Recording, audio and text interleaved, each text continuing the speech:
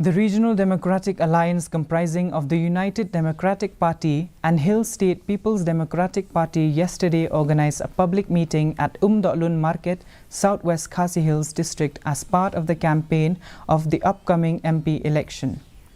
Speaking at the meeting, RDA candidate Robert June Kharjahrin said that more than 35 years, the people of Meghalaya has put their faith in the national parties, but unfortunately they have not been able to solve even the issue of border dispute and has failed in overall development of the state.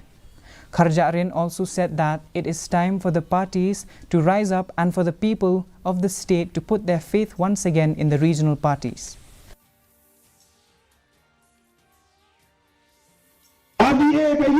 Ya kabanyada, ya kakandau kasih, ya kakin katelik, bat ya kakur kajat, nilang penbakla.